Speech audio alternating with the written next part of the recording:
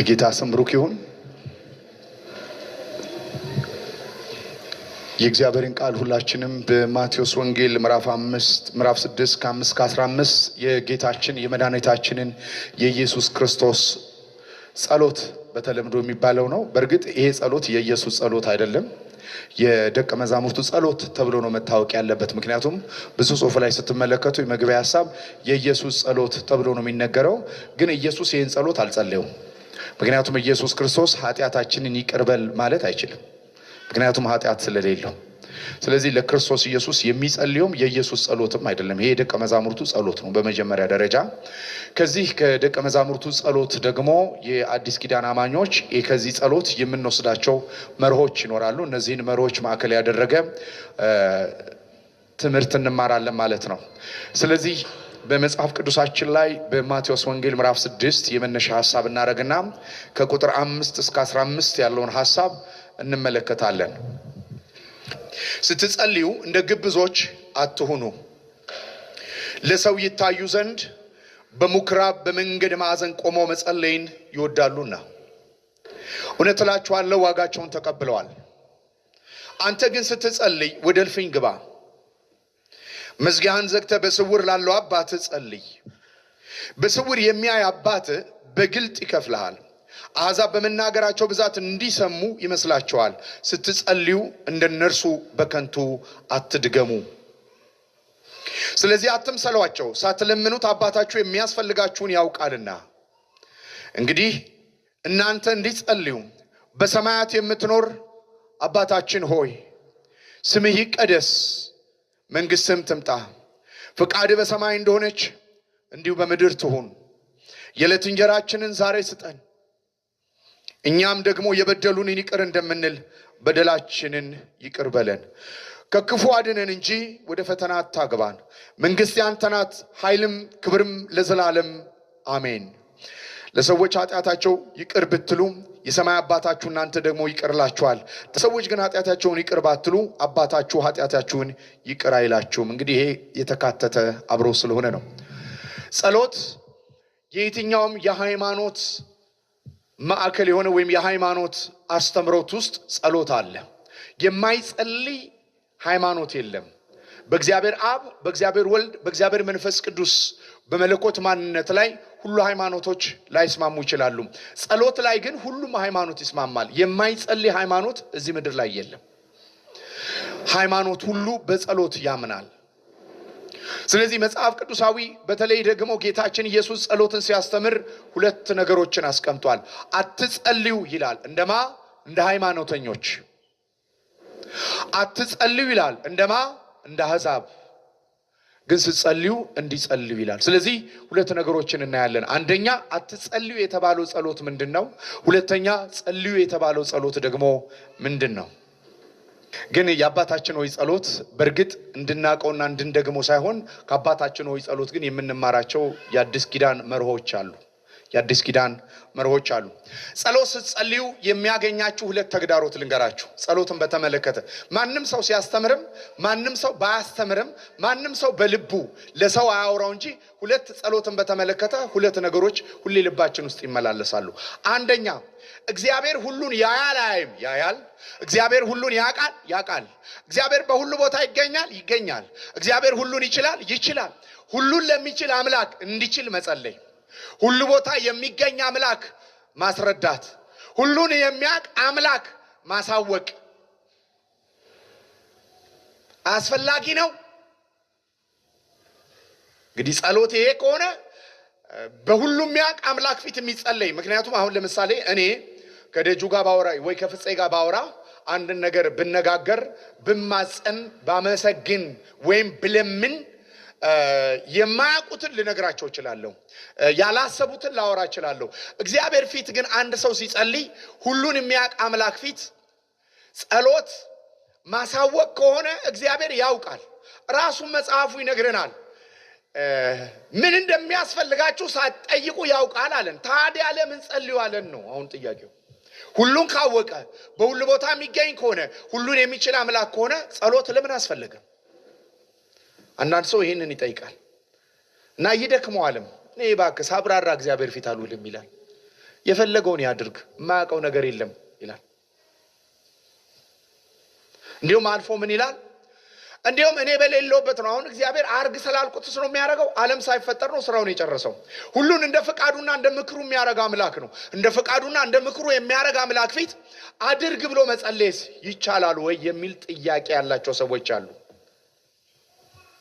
ሌሎቹስ እግዚአብሔር የማትጸልይ ከሆነ አንተ የማትጠይቀው ከሆነ እግዚአብሔር ምንም ሊሰራ አይችልም የሚል ደግሞ የሚያምኑ ሰዎች አሉ። እንደዚህም ደግሞ አስበው የሚጸልዩ ሰዎች አሉ። እነዚህ ሰዎች አብዛኛው ርዕስ የሚሰጡት የትምህርታቸውን እንዲሁም የጸሎት ኃይል ነው የሚሉት። ስለዚህ ጸሎትን ምንድነው የሚያስቡት? የማስለቀቅ ጸሎት ከዲያብሎስ አይደለም፣ ከራሱ ከእግዚአብሔር የማስለቀቅ ጸሎት የሚጸልዩ አሉ። እግዚአብሔር እንኳን ነገሩ ይሁን ካለ እኛ ስንጸልይ ሐሳብ እናስለውጣለን ይላሉ። ጥቅስ አለ ለዚህ። ጥቅሱ ከየት ነው የሚገኘው? ነነዌ ትገለበጣለች አለው እግዚአብሔር። ሲጸልዩ እንስሳቸው ጨምሮ በጾምና በጸሎት ሲዋረዱ ገለበጠው፣ ለወጠ ሐሳቡን ይላል። ስለዚህ እግዚአብሔርን የማስለወጥ ሐሳብ ሁሉ አቅም ያላቸው አድርገው ደግሞ የሚናገሩ ሌላ ጽንፍ ላይ አሉ። እነዚህ እንደ ፈቃዱ ያደርጋል ነው የሚሉት። እንደዚህ ደግሞ እናስፈቅደዋለን አይደለም እናስደርገዋለን ብለው በጸሎት የሚያምኑ ሰዎች አሉ። በመጀመሪያ ደረጃ ጸሎት ኃይል የለው። ጸሎት ሳይሆን ኃይል ያለው እግዚአብሔር ነው። ምክንያቱም መጽሐፍ ቅዱስ የጻድቅ ሰው ጸሎት በስራዋ ኃይልን ታደርጋለች ማለት ጸሎት ኃይለኛ ነው ማለት አይደለም። በነገር ሁሉ ኃይለኛ የሚሰማና የሚመልስ እግዚአብሔር ብቻ ነው። ይሄ ለምን ያስፈልጋል ብትሉ ጸሎት መደገፊያ እንዳናደርግ። ይሄ ታኮ ሳይሰራ ጸሎትን የምናስተምር ከሆነ የማይጸልይ ሃይማኖትም በዚህ ምድር ላይ የለም። የእግዚአብሔርን ክብር ለልምምዳችን መስጠት የለብንም። እግዚአብሔር ክብሩን ለማንም ስለማያካፍል የእግዚአብሔር ክብር ግብ እንጂ የሚደረገው የእግዚአብሔር ክብር አይበላም፣ አይቀመስም፣ አይሸተትም። ኢንኦርጋኒክ ነው። እግዚአብሔር የማይደራደርበት ነው። ክብሩን ኃይሉን ለጸሎት መስጠት፣ ኃይሉን ለሆነ ነገር መስጠት ቢብሊካል አይደለም። ኃያል እግዚአብሔር ነው። አማረ ስለጸለየው ጸሎትም ኃይል ስላለው አይደለም፣ እግዚአብሔር የሚሰማ አምላክ ስለሆነ ነው። ስለዚህ ባይ ዴፊኒሽን ይሄንን ቃል እንግዲህ ከእንትን መጀመር አለብን ማለት ሁላችንንም ከሚያስማማን ሁላችንም አንድ ፕላትፎርም መሆናችን እርግጠኛ እንድንሆን ከምን መጀመር አለብን? ቃሉን ከማብራራት መጀመር አለብን። ምክንያቱም ጸሎት እያልን እያወራን ሁላችንም እኩል አይነት ጸሎት ላይሆን ይችላል የምናወራው። አንዱ ማስፈልቀቅ ሊያወራ ይችላል፣ አንዱ የፈለገውን ሊያረግ ይችላል ብሎ ሊያወራ ይችላል። የአዲስ ኪዳን ጸሎት ወይ መጽሐፍ ቅዱሳዊ ጸሎት በዴፊኒሽን ወይም በመፍቻ ቃል ብናስቀምጠው ምንን ሊያቀፍ ይችላል የሚለውን ልንገራችሁ። ጸሎት ማለት ምን ማለት እንደሆነ። ጸሎት ማለት አማኞች፣ አስምሩበት፣ አሕዛብ አይልም፣ አማኞች በክርስቶስ ስልጣንና ማንነት በኩል በመንፈስ ቅዱስ በመታገዝ ከእግዚአብሔር ጋር የሚያደርጉት ተግባቦት ነው። ስለዚህ ጸሎት ለምንድነው ሰዎች ሚስ ያደረጉት ብንል ጸሎት መግባቢያ እንጂ እግዚአብሔርን ማስገደጃ አይደለም። አንዳንድ ሰው ሲጸልይ ጸሎት የሐሳብ መስጫ ነው የሚመስለው። አስቆጥሮት ነው የሚሄደው። በቀን 3 ጊዜ ጸልያለሁ እንዳለው እንደ ፈሪሳዊ እንደ ግብዙ ሰውዬ ነው ምን ጸልየው። ስለዚህ በፊትህ እንደ ኃጢአተኞች አይደለም፣ በቀን 3 ጊዜ በፊት ጸልያለሁ አለ። ስለዚህ ጸሎት የሐሳብ መስጫ ወይም እግዚአብሔር ፊት የምናስቆጠረው ማስቆጠሪያ አይደለም። ጸሎት ተግባቦት ነው። እኛ እናወራለን፣ እግዚአብሔር ይመልሳል። እግዚአብሔር ይናገራል፣ እኛ እንሰማለን። ምክንያቱም ጸሎት ሕያው ከሆነ ከእግዚአብሔር ጋር እንጂ የሚወራው ስርዓት አይደለም፣ ሪቹዋል አይደለም። አያችሁ፣ ብዙ ጊዜ የአሕዛብ አማልክቶች ጸሎት ሲደረግላቸው ጸሎቱን የሚጸለየው በቀመር ነው። አምላኩ ይሰማዋል ተብሎ የሚታሰበው ቀመር ነው። ለምን? ሕይወት ስለሌለው በድን ከሆነ ነገር ጋር ስለሚገናኙ በቀመርና በስርዓት ነው የሚያወሩት። እግዚአብሔር ግን ሕያው ነው። ጆሮ ያለው ጆሮን የሰጠ ነው። አፍ ያለው አፍ የሰጠ ነው።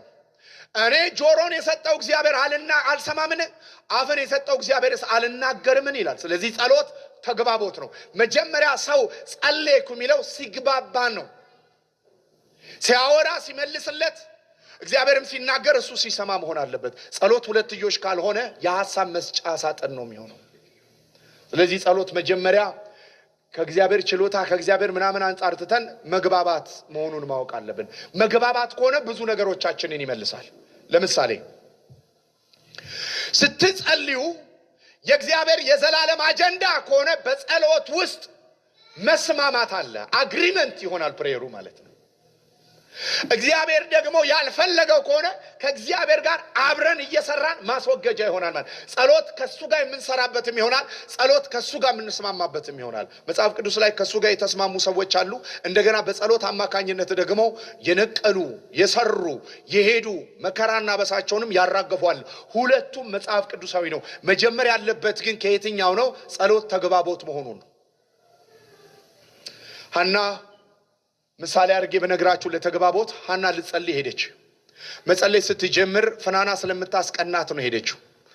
ፍናና ስታስቀናት ቀጥታ ሄደችና በእግዚአብሔር ፊት መጸለይ ጀመረች። እኔን ልጅ አልሰጠኸኝም፣ እኔን ልጅ ከልክለኸኛል እያለች መጸለይ ስትጀምር፣ ከእግዚአብሔር ጋር ማውራት ስትጀምር ራሱ እግዚአብሔር ልጅ የለውም። እግዚአብሔር ልጅ የለውም። ለምን? መጽሐፍ ቅዱስ ሲናገር የእግዚአብሔር ቃል ብርቅ ነበር ይላል። ሰው በፊቱ መልካም የመሰለውን ያደርግ ነበር ይላል። የኤሊ ልጆች በአደባባይ የሚደረገውን መሰዊያው ላይ የሚፈጸመውን የመሰዊያውን ስርዓት በሙሉ የእግዚአብሔር ቁርባን እንዲቃለል አድርገውታል።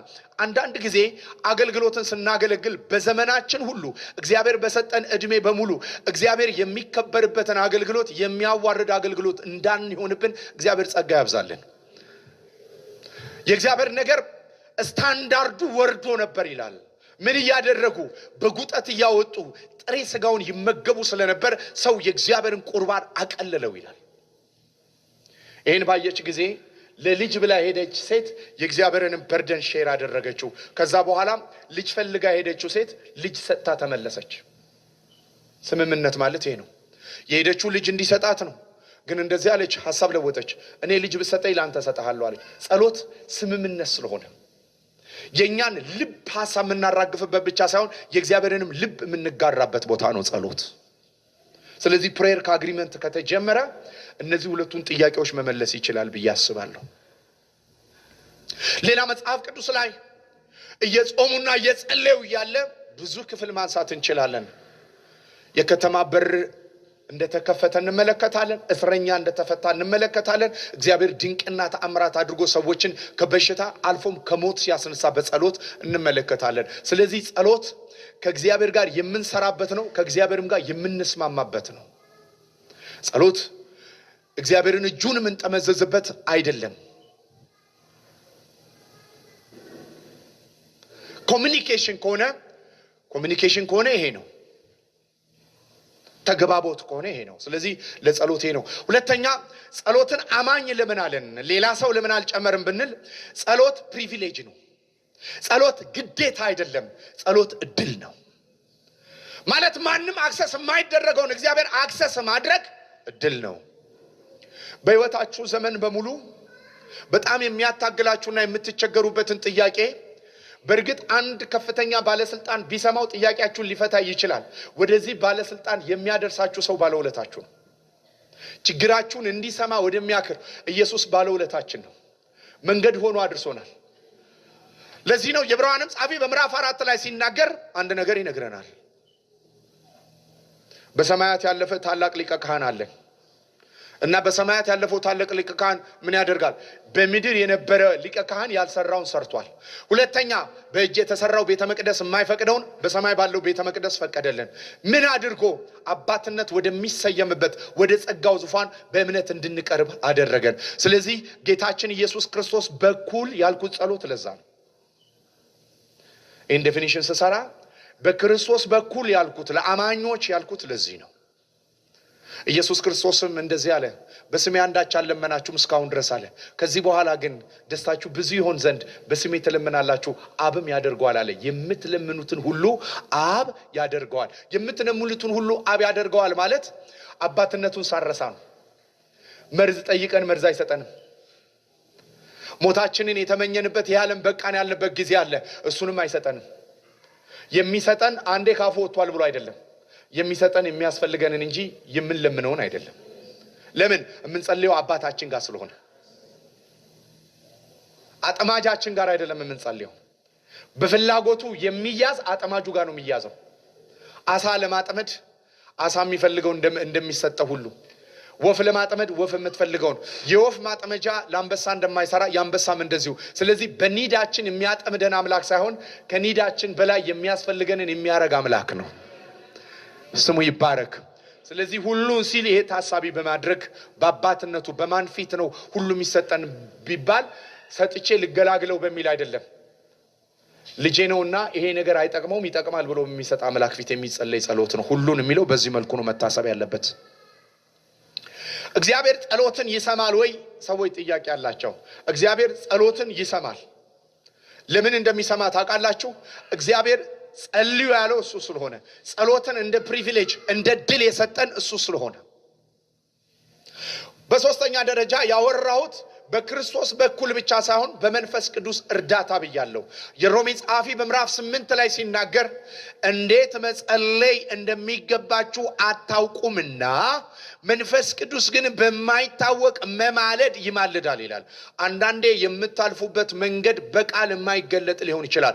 መንፈስ ቅዱስ ግን በውስጥ ሆኖ ይቃትተዋል፣ ግሮን ያደርጋል፣ ይቃትታል ይላል።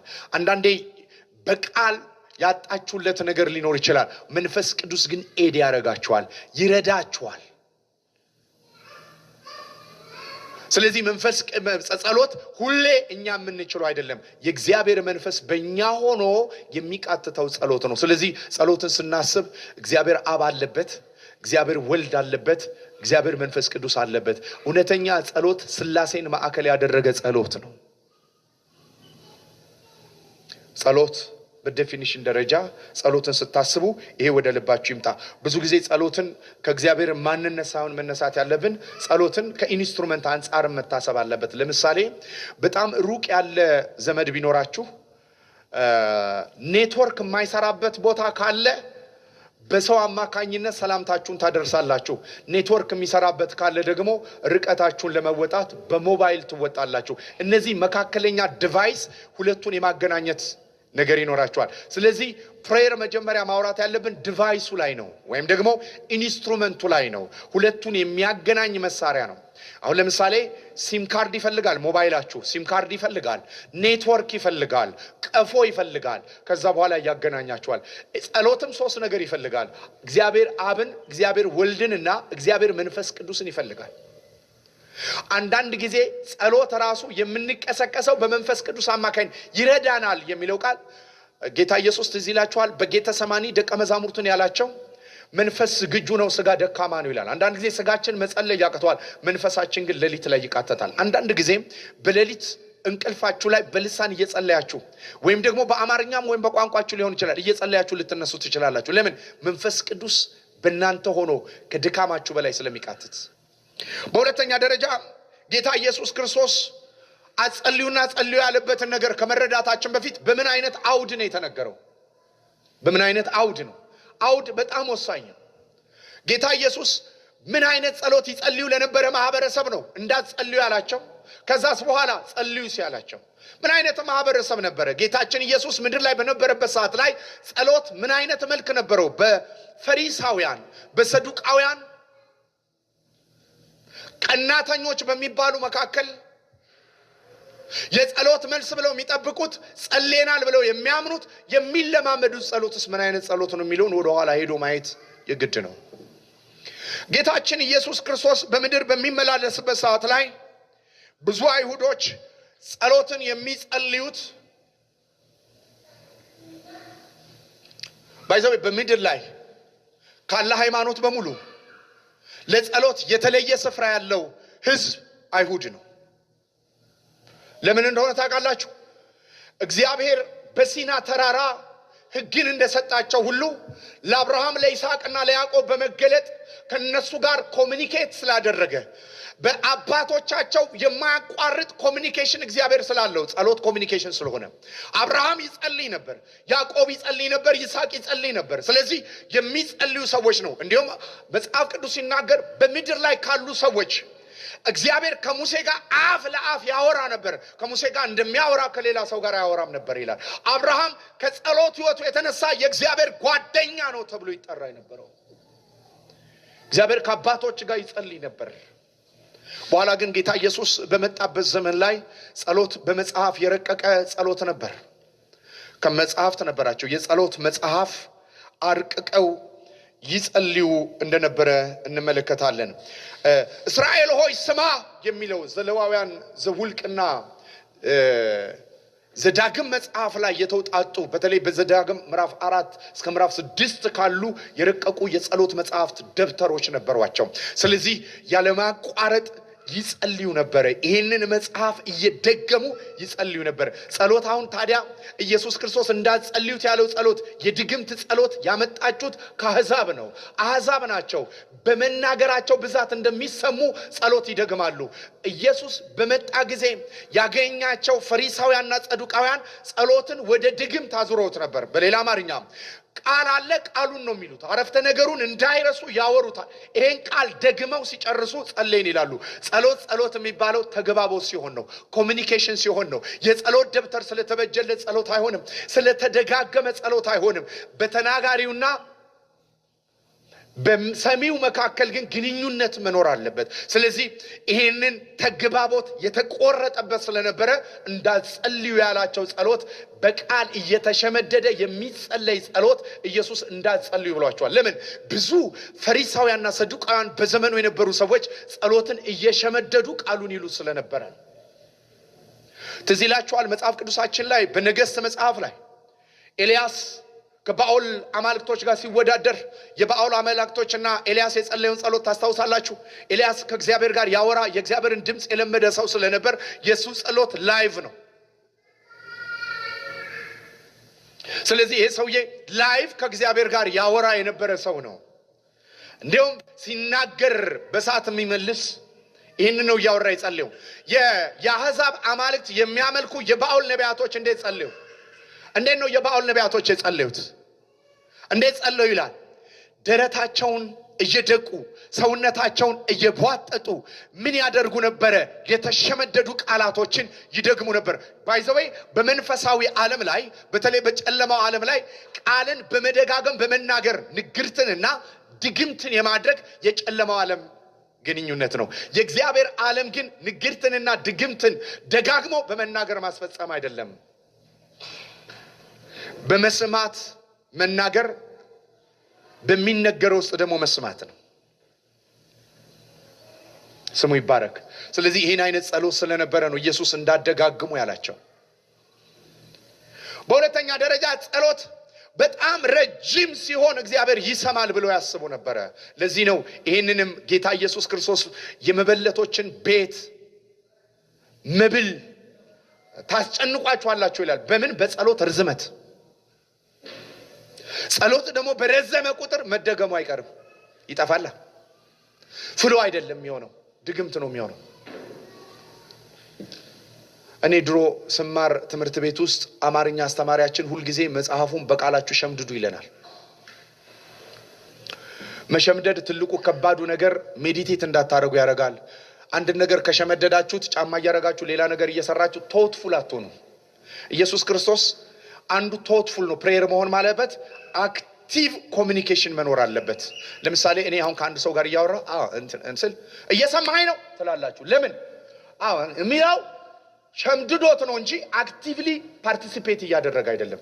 ኢየሱስ ክርስቶስ አንዱ የተቃወመው እሱ ነው። ስለዚህ በጸሎት ርዝመት ውስጥ የሚደመጡ የሚመስላቸው ሰዎች አሉ። እና እኔ ስማር መጽሐፊያችን መጽሐፍ የመወዳት እንደማሩ እንደተ ስላላት ጥሩ ትምህርት ባነባት ማታቷት አሰለች ሁሉ አዲስ ነው ስላላት ምናምን እላለሁ። መጽሐፌቱን ምንቱን ኬት የትኛው መጽሐፍ ራሱ ትዝ አይለኝም። አንድ ጊዜ ሸምድጄዋለሁ፣ እደጋግመዋለሁ። ጸሎት ሸምድደን የምንደጋግመው አይደለም። ዛሬ ጸሎታችን ሌላ ሊሆን ይችላል። ዛሬ ከእግዚአብሔር መንፈስ ጋር የምስጋና ሊሆን ይችላል። ነገ ደግሞ ከእግዚአብሔር መንፈስ ጋር እግዚአብሔር ያዘነበትን ስለ ምድር ሊሆን ይችላል፣ ስለ አገር ሊሆን ይችላል። ሲያስቃትተን ነው። ምክንያቱም ጸሎት ግላዊ አይደለም። ስትጸልዩ እንደዚህ በሉ ይላል። አባቴ ሆይ በሉ አይልም። አባታችን ሆይ እመጣበታለሁ። በዓላማ ነው ኢየሱስ ሲግኒፊካንትሊ ቃሉን የተጠቀመበት። ስሙ ይባረክ። ስለዚህ ጸሎት በጣም ከመራዘሙ የተነሳ አድካሚ ከመሆኑ የተነሳ ለመሰማትና ለመደመጥ የሚካሄድበት መንገድ ስለነበር ኢየሱስ እሱን ሲቃወመው ትመለከታላችሁ። ይህንንም ጌታ ኢየሱስ ክርስቶስ ደስተኛ እንዳልነበረበት ትመለከታላችሁ። ስለዚህ ጸሎት ሪቹዋል በመሆኑ ደስተኛ አይደለም። ይሄ በድግምት በመጽሐፍ ላይ በመጽሐፍ በቃል በመሸምደድ የሆኑ ሪቹዋሎች ፐርሰናል ሪሌሽንሺፕ አይደለም። ለምሳሌ እኔ አሁን ጋሽ ኃይሌን ሳገኘው ጋሽ ኃይሌ እንደምን ዋልክ? ደህና ዋልክ? ሰላም ነህ? ቤተሰብ ደህና ነው? ልጆች ደህና ናቸው? ምናምን ጠዋት እመጣለሁ ነገር ጋሽ ኃይሌ ደህና ነህ? እንደምን ነህ? ደህና ነህ? ሰላም ነህ? እንዲህ እንደማለት ነው። አሁን እንዳሳቃችሁ ነው እግዚአብሔር ጋር የሚያስቀው ተሸምድዶ የሚመጣ ሪቹዋል የሆነ ነገር። ሁለተኛ ዲዩቲ አይደለም። ጸሎት ዲዩቲ አይደለም። አስቆጥረን የምንሄድበት አይደለም። ተነጋግረን የምንሄድበት ቦታ ነው። አንዳንድ ጊዜ የማትወዱት ስራና መስሪያ ቤት ስትገቡ ምን እንደምታደርጉ ታውቃላችሁ አይደል? የመጀመሪያው ጠዋት ትገቡና ፔሮል ትፈርማላችሁ። ከዛ በኋላ ቀኑ ሙሉ ላኖሩ ትችላላችሁ። ፔሮል መጫና መግቢያ ላይ ነው የምትገኙት። ጸሎትም አንዳንድ ሰው አክቲቭ የሚሆነው መደምደሚያና መጀመሪያ ላይ ነው። በኢየሱስ ስም ብሎ ይጀምራል፣ በኢየሱስ ስም ብሎ ይጨርሳል። ከዛ በኋላ መሃል ላይ ምን እንዳወራ ምን ሲያስብ እንደነበር አያውቅም። አንዳንድ ሰው ተንበርክኮ ራሱ የሚተኛል። በጌታ ፊት ታማኝ ለመሆን የሚተኛል። ጉልበታችሁ ይታመማል፣ ሎሚያችሁ ይጎዳል። አልጋ ላይ ተኛ። ለምንድን ነው እንዲህ የምታደርገው ሲላል በፊቱ ያለምንም እንትን በፊቱ እገኛለሁ። መሰዊያ ላይ ይጠብቃል። አዲስ ኪዳን መሰዊያ አለ ወይ? ካለም ሰውነት ነው እንጂ መሰዊያ። የጸሎት ቤት ያላችሁ ሰዎች አላችሁ። ህልውና አይሰማኝም የምትሉ ሰዎች እሱ ሁሉ ይራገፋል። ህልውና አንተ ውስጥ እንጂ ያለ በየቦታው ሙቀትና ቅዝቃዜ አይደለም። ይሄ የተርሞሜትር ህይወት ነው። አንተነ በአንድ ቦታ ላይ ኮንዲሲቭ የሆነ አትሞስፌር የምትፈጥረው አንተ ነህ። ህልውና ከሌለ ኬሪየር ነህ። ህልውና ተሸካሚው አንተ ነህ። ተንቀሳቃሽ ቤተ መቅደስ በአዲስ ኪዳን ላይ እግዚአብሔር ያደረገ አንተ ነህ። አዲስ ኪዳን ላይ ህልውና አንተ እኮ አሁን ማጋባት ነው ያለብህ። ፕሬዘንስ ኬሪየሮች ነን። ግን ብዙዎቻችን የእግዚአብሔርን ህልውና ኮንተንትድ መሆን አንችልም። እንደ ተቀደደ በርሚል ምናንጠባጥበው ስለሌለ ሁሌ ሚለኩሰን ቻርጅ የሚያደርገንና ሚገፋን ስለምንፈልግ እንጂ ምናጋባ የምንሆንበት ህይወት ስንገባ እኮ እኛ ህልውና እናጋባለን። ደረቀ የሚባል ነገር የለም። ቆመጠጠ የሚባል ነገር የለም። አንተ ስገባ የቆመጠጠ የደረቀ ነገር መነሳት አለበት። ለምን? እግዚአብሔር የክብር ተስፋ ያለውን ክርስቶስ አንተ ውስጥ ነው ያስቀመጠው። ኢየሱስ ያድናል። እነዚህ ሁሉ ናቸው እንግዲህ ተደምረው የጸሎት ምልከታችንን። አይሁዶች ጸሎትን በተመለከተ ጠዋት 3 ሰዓት ይጸልያሉ፣ ቀን 6 ሰዓት ላይ ይጸልያሉ፣ ማታ ከሰዓት 9 ሰዓት ይጸልያሉ። 3 ሰዓት ለመጸለይ ሲሞክሩ ወደ ሙክራብና ወደ ጸሎት ስፍራ ካልደረሱ እዛው አካባቢ ላይ ይጸልያሉ። የሚድል ኢስት ካራክተር ነው። አንዳንድ ጊዜ አይታችሁ እንደሆነ ሰዎች ሰላትም ለማድረግ ሲሞክሩ ሰላት የሚያደርጉበት መስጊድ እንኳን ሩቅ ሆነ እዛው አካባቢ ላይ ሰላት ያደርጋሉ። የሚድል ኢስት ይሄ ነው። እስራኤላውያንም ይሄን ነው የሚያደርጉ። ስለዚህ በመንገድ ታዛ ቆሞ መጸለይ፣ ወደ ቤተ መቅደስ አለመግባት፣ ቤት ዘግቶ መጸለይ የሚል አይደለም ዋነኛው ዓላማ። ኢየሱስ የሚናገረው አቲቲዩድ እንጂ ፕሌስን አይደለም። ጸሎትን ከስፍራ ጋር ማገናኘት፣ ጸሎትን ከሰዓት ጋር ማገናኘት፣ ጸሎትን ከጉልበትና ከተለያየ ስቃይ ጋር ማገናኘት ጸሎት እንዲሰማ አያደርገውም። መጀመሪያ ግንኙነታችሁ መግባባት በምትችሉበት ፖዚሽን ላይ ሁኑ። ጸሎት ቁጭ ብለህም ነው፣ ተኝተም ሊሆን ይችላል፣ ቆመም ሊሆን ይችላል። ግን ጸሎት አቴንሽኑ ኮሚኒኬሽን ክሬት መደረጉን ተግባቦት ላይ መሆናችሁን እርግጠኛ ሁኑ። በተለይ የሐዋርያትን መልእክቶች እያጠናን ስንሄድ ጸሎትን በተመለከተ ከስፍራ ከቦታና ከሰዓት አውጥተውትና በመንፈስ አድርገውታል። ሁለተኛ ሳታቋርጡ ይላል። ሶስተኛ ሁል ጊዜ ነው የሚለው። ሶስተኛ በመንፈስ ጸልዩ ይላል። ሳናቋርጥ ሁል ጊዜ እንዴት ነው የሚጸልየው? በመንፈስ ካልሆነ በስተቀር። ስለዚህ የአዲስ ኪዳን አማኝ ጸሎት ማለት ሳናቋርጥ ሁል ጊዜ ስልክ አይደለም የምናወራው፣ ሜሴጅ ግን እንቀበላለን። ስለዚህ ሳናቋርጥ መጸለይ እንደምንድን ነው ብትሉ ስልክ ላይ ሜሴጅ እንደሚመጣ 24 ሰዓት ስልካችሁ አክቲቭ ከሆነ ጢው ብሎ ይገባል። ስለዚህ ጸሎት ከላይ በሚመጣ ድምፅ የምንቀሰቀስበት ህይወት ነው። ሁለተኛ በውስጥ ባለ መቀስቀስ ደግሞ መንፈስ ቅዱስ የሚያነሳሳን ድምፅ ነው። ነገ ላይ ኮምፓክት ያልሆነ ሁኔታዎች ኮምፓክት ያልሆነ አካባቢያችሁ ላይ ሲሰማችሁ መንፈስ ቅዱስ መንፈሳችሁን ትሪገር ያደርጋል። መጸለይ ትጀምራላችሁ። እግዚአብሔር ደግሞ የልብ ሸክም የሆነውን በመንፈስ ቅዱስ አማካይነት ልባችሁ ውስጥ ያስቀምጣል። ልክ እንደ ሜሴጅ ነው። ጢው ሲልብህ ድንገት ከሰው መካከል ወጣ ብለህ ትቀጥላለህ። ለምን? በመንፈስ የሚደረግ መነሳሳትና መነቃቃት ስለሆነ ማለት የግል ፍላጎት ሲኖረን ሰዓት ቀጠረን መጸለይ ልክ ነው ልክ አይደለም እምላችሁ። ሰዓት ግን እንዳናመልክ፣ ቦታ እንዳናመልክ የጸሎት ቤቴ ብለን የለየነውን ቦታ እኔ የጸሎት ቤቴ ነው የሚገርም ጸሎት የሚመቸኝ ጸሎት የሚመጣልኝ የጸሎት ቤት የለም። አዲስ ኪዳን ጸሎት በመንፈስ ነው። ስሙ ይባረክ። ብራተን ነው እንጂ እናሰራ ነበር ማለት ነው ተቋም። ይሄ ራሱ የጸሎት ቤቴ ሲባል ይሄ ትዝ እንዳይላችሁ ይሄ መሰብሰቢያ አዳራሽ ነው። በየትኛውም ሰዓት ላይ በመሬት መንቀጥቀጥም ሊፈርስ ይችላል ይሄ አዳራሽ። ለምን እንደዚህ እንደምላችሁ ታውቃላችሁ? አንዳንድ ሰው የህንጻ መገንባትና የህንጻ መፍራስ ከመንፈሳዊ ነገር ጋር የሚሰፋለ ይሄ ምስኪን ሰው ነው። ምን ያገና እኔ ከዚህ ጋር ቆየው ከተፋታው ኢየሱስ አፍርሱት አለኩ በሶስተኛው ቀን አስነሳለሁ አለ። እኛ ጋር አሁን ያለው እዚህ ጋር ነው። ቤተ መቅደሱ ቴምፕሉ ያለው እዚህ ጋር ነው። ድምጽ የሚመጣው ከዚህ ነው። የክብር ተስፋ ያለው ኢየሱስ እኛ ውስጥ ነው ያለው። በህንጻ ጌታ የለም። ይሄንን እኛ ህንጻ ስለገነባን የእግዚአብሔር አብሮነት ከዚህ ጋር ምንም የሚያገናኘው ነገር የለም። የእግዚአብሔር አብሮነት የሚገናኘው ስትሰማና ስትመላለስ፣ ድምጽ ሲመጣ፣ መድኃኒት ስታመጣ፣ የሰዎችን እንቆቅልሽ ስትፈቱ፣ ከእግዚአብሔር የሆነ መድኃኒት ከእናንተ ሲወጣ እናንተ ተንቀሳቃሽ ቤተ መቅደሶች ናችሁ። ስለዚህ ጸሎት 24 ሰዓት የምናደርገው ላይፍ ስታይል ነው፣ ሪቹዋል አይደለም፣ ስርዓት አይደለም። የህይወት ስርዓት ላይፍ ስታይል ነው። ሕያዋን የሆኑ ሰዎች ከእግዚአብሔር ጋር የሚያደርጉት ግንኙነት ነው ማለት ነው። ስሙ ይባረክ።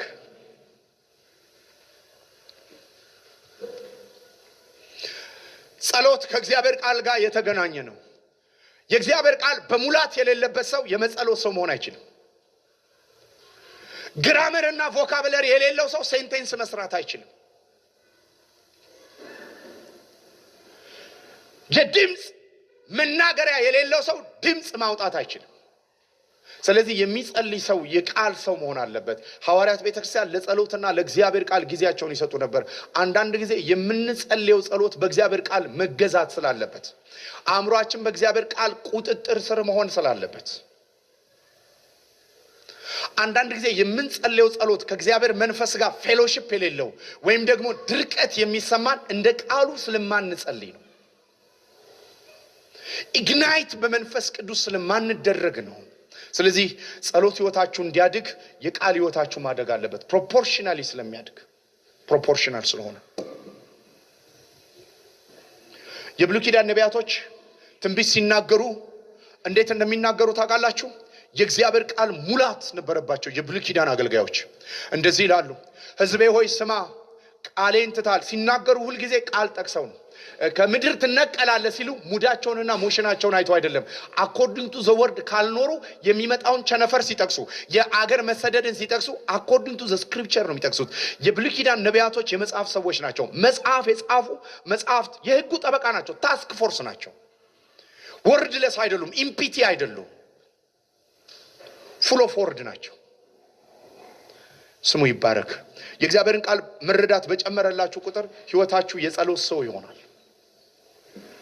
ጸሎት በጣም የምታበዙ ሰዎች ከሆናችሁ የእግዚአብሔር ቃል ረሃብ ህይወታችሁ ውስጥ ይገባል። ሁለቱ አይነጣጠሉ።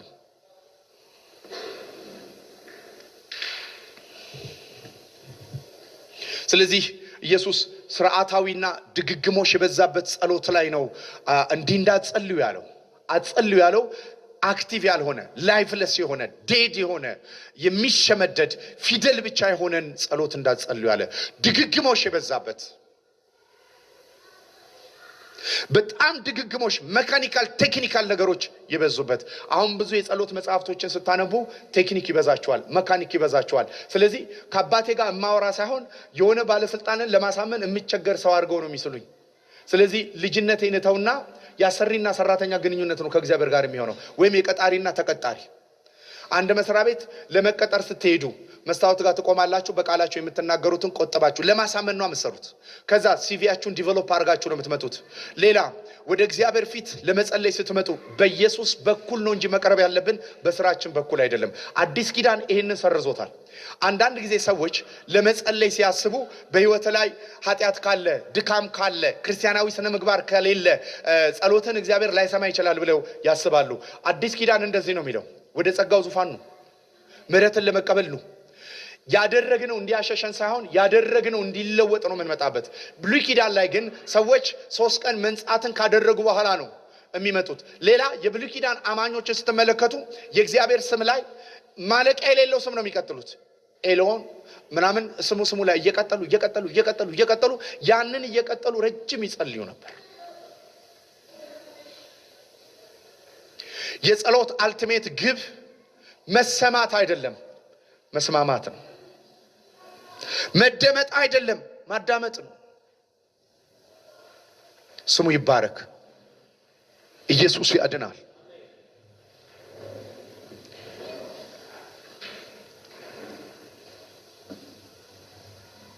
ከዛ በኋላ ነው ኢየሱስ አባታችን ሆይ የሚለውን ጸሎት የሚያስተምረው። ኢየሱስ ክርስቶስ አባታችን ሆይ ሲያስተምር አትጸልዩ የሚለውን ጨርሻለሁ። አባታችን ሆይ ብሎ ሲጀምር ስትጸልዩ እንደዚህ ጸልዩ ነው ያለው። መጸለይ ስትፈልጉ አይደለም የሚለው። ሬጉላር ፕሬየር እንዲኖረን ኢየሱስ ይፈልጋል። ሬጉላር የጸሎት ህይወታችን ሬጉላር መደበኛ እና የማያቋርጥ እንዲሆን ይፈልጋል። ምክንያቱም ኢየሱስ መጸለይ ስትፈልጉ አይደለም የሚለው፣ ስትጸልዩ ነው የሚለው። ስለዚህ ሬጉላር የሆነን ነገር አመልካች ነው ክፍሉ። ስትጸልዩ ከዛስ በኋላ እንዲህ ብላችሁ ጸልዩ። ማን ብላችሁ ጸልዩ? አባታችን ሆይ። ስሙ ይባረክ። አባታችን ሆይ። አባትነት ምንድነው ብትሉ ታይትል ነው። አባትነት ፕሮቪዥን ነው። አባትነት ፕሮቴክሽን ነው። ጌታ ኢየሱስ ክርስቶስ በዚህም ክፍል ላይ ሲናገር ትመለከታላችሁ። ኢየሱስ የጸሎትን ህይወት ሲናገር እንደ ልማዱ ሊጸልይ ወጣ ነው የሚለው። የሚቀጥለው ሳምንት አባታችን ሆይ የሚለው ላይ ብቻ ጊዜ ወስደን እንመለከታለን። አባታችን ሆይ ስሙ ይባረክ። ከምድራዊ አባታችን ጋር ያያያዝን አባታችን ሆይ ከተማረም በኋላ ከምድራዊ አባታችን ደግሞ የሚለየው አለ። በሰማይ ነው የሚኖረው ማለት ከሊሚቴሽን ውጭ ነው፣ ከባውንደሪ ውጭ ነው። የምድራዊ አባቶቻችን ካለበት ሊሚቴሽን ውጭ ነው። ስለዚህ the priority of prayer paternity ነው። የመጀመሪያው የጸሎት መጀመሪያ በአባትና በልጅ ግንኙነት መቀረብ ነው። በኮንደምኔሽን ከሆነ ጸሎት ህይወታችሁ አያድግም። በኩነኔ ከሆነ በጥፋተኝነት ባለመብቃት ስሜት ከሆነ የጸሎት ህይወታችሁ ይጎዳል። ሁልጊዜ የማትበቁበት የመሰለ ቦታ አትገኙም። ሁልጊዜ የምትኮነኑበት ስፍራ አትገኙም። ስለዚህ ነው ጸሎትን የሚጋብዝ የሚያደርገው፣ ጸሎትን እንድትወዱት የሚያደርጋችሁ አባትና ልጅ የሚያወሩበት ቦታ መሆኑን ማወቅ አለብን። አዲስ ኪዳን ላይ እግዚአብሔር የናንተን ፊትና የናንተን አፍ ንግግር መስማት ስለሚፈልግ እንጂ ሳትናገሩ ያውቃል፣ ሳታወሩ ያውቃል። እግዚአብሔር አባታችን ነው። ታይትል የፕሬየሩ ታይትል ከማን ጋር ነው የምናወራው? ማንን ነው ኮሚኒኬት እያደረግን ስትሉ እግዚአብሔር አባታችንን። ኢየሱስ ያድናል። ኤፌሶ መጽሐፍ ምዕራፍ 6 ላይ ቁጥር 4 ላይ ምን እንደሚል ታውቃላችሁ? አባቶች ሆይ ልጆቻችሁን እየገሰጻችሁና እየመከራችሁ አሳድጓቸው ይላል። ልጅን ማሳደግ የእናት አይደለም የአባት ነው ዋናው ስራው። እናትየው የጎደለውን ነው የምትሞላው። ዋናው ስራው ግን የአባት ስራ ነው።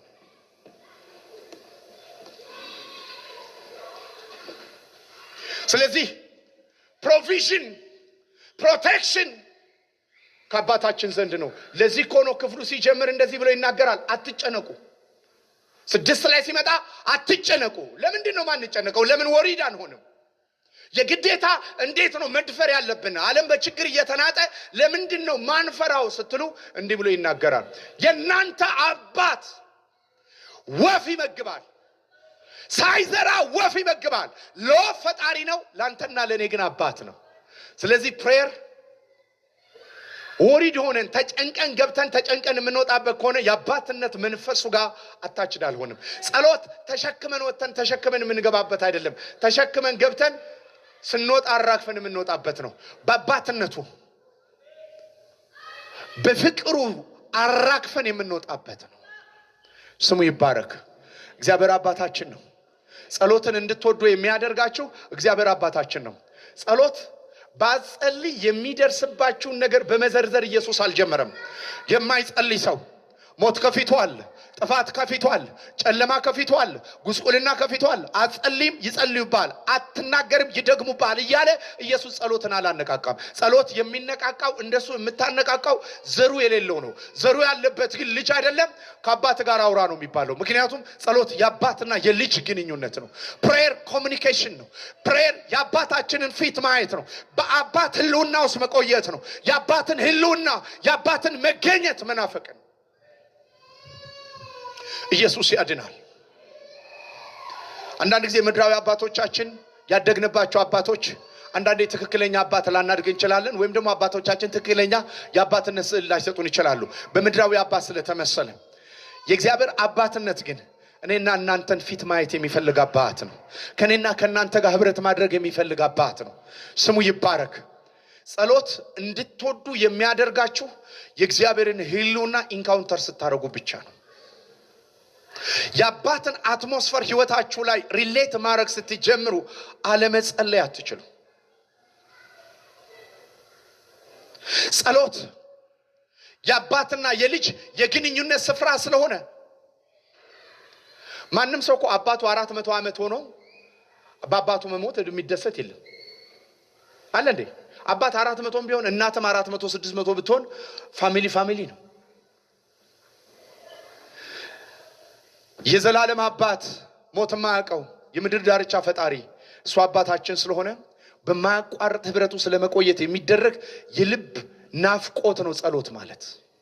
ጸሎት መቀስቀስ ሞቲቬትድ መሆን መደረግ ያለበት በዚህ ነው። የማይጸልዩ ሰዎች የሚያገኛቸው አደጋ የሚባል ትምህርት የለውም። ኢየሱስ ሲጀምር ከዚህ አልጀመረም። ባጸልዩ የሚል የለውም። ለምን? እሱ የህግ ዘመን ላይ ያለ ስብከት ነው። ላልተወለዱ ሰዎች ያለ ትምህርት ነው። ለተወለዱ ልጆች ግን የሚነገራቸው እግዚአብሔር አባታቸው መሆኑን ነው። ምን አይነት አባት ሲሉ ህልውናው መገኘቱ መልስ የሆነ አባት፣ ጥያቄ የሚጠፋበት አባት። ኢየሱስ ያድናል። ስሙ ይባረክ። ያ የጠፋው ልጅ ለመመለስ ትልቁ ምክንያት የሆነው አባትነቱን ማሰቡ ነው። ዛሬ ሪፋዘርድ መደረጋችንን አባት መለወጣችንን ካወቅን አለመጸለይ አንችልም። ያ ከአባቱ ቤት የአባቱን ንብረት በቁሙ ኑዛዜ በልቶ ሄደው ልጅ ትዝ ይላችኋል። በቁሙ እኮ ነው የአባቱን ኑዛዜ በልቶ ሄደው። ከዛ በኋላ ለመመለስ ምክንያት የሆነው አሰር እየበላ ያሳማ ቀለብ እየበላ ትዝ ሲለው አባት አለ። ሪስቶሬሽን ፕሬየር ሁልጊዜ ሴንተር የሚያደርገው አዲስ ኪዳን ላይ ፋዘርሁድ ላይ ነው። የእግዚአብሔር አባትነት ላይ ነው። አባ ብሎ የሚጮኸው የእግዚአብሔር ህልውናና መንፈስ ላይ ነው። ከዛ ሰውየው ትዝ ሲለው እሱ የሚበላው አሰር ነው። የአባቱ ንብረት ግን ተርፏቸው የሚደፋውን ነገር እንኳን ራሱ ልጁ አላገኘም። ኢየሱስ እንደዚህ አለ፣ በዚህ ምድር ላይ እንደ ኦርፋን አልተዋችሁም አለ። አባት እንደሌለው ልጅ አልተዋችሁም አለ። እና ምን ታደርጋለህ? አባ ብሎ የሚጮህ ሁልጊዜ በዚህ በአባትነት መንፈስ ውስጥ እንድንቃትት የሚያደርገን መንፈስ ቅዱስ ተሰጥቶናል።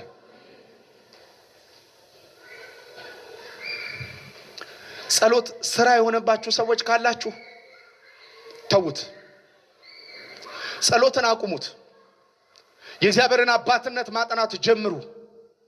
ልባችሁ መሳብ ይጀምራል። ተቀምጣችሁ ሊሆን ይችላል፣ በሄዳችሁበት ሊሆን ይችላል። እግዚአብሔር ትዝታችሁ መሆን ይጀምራል። የእግዚአብሔርን አባትነት የልብ ናፍቆታችሁ መሆን ይጀምራል። በዚህ መንፈስ ስትታሰሩ ነው ጸሎት መጀመር ያለበት። the priority of prayer paternity ነው። ኢየሱስም ሲጀምር ጸሎትን የዕለት እንጀራ ብሎ አልተናገረም። ፍቃድ በሰማይ ያለችው ፕሮግራም ላይ አልጀመረም። ጸሎት የእግዚአብሔርን ፕሮግራም ከማስፈጸም አይጀምርም። ጸሎት የዕለት እንጀራን ከመጠየቅ አይጀምርም። the priority of prayer fatherhood ነው። በእርግጥ ዓለማዊነት ጸሎትን የሚከለክለው መቼ እንደሆነ ታውቃላችሁ? ዓለማዊነት የአባትን ፍቅር የመከለል አቅም ስላለው ነው። ዓለምን የሚወድ የአባት ፍቅር ውስጡ የለም ስለሚል። አባትን መውደድ ከጀመራችሁ ግን 24 ሰዓት የጸሎት ስፍራችሁ ነው። 24 ሰዓት ሪሌትድ ናችሁ። ነፍሳችሁ በውስጥ ትገሰግሳለች። ዳዊት እንዳለ ቆሞ እያለ ነፍሱ ግን ትገሰግሳለች። ዋላ ወደ ውሃ ምንጭ እንደሚናፍቅ ነፍሴ ትናፍቅሃለች ይለዋል።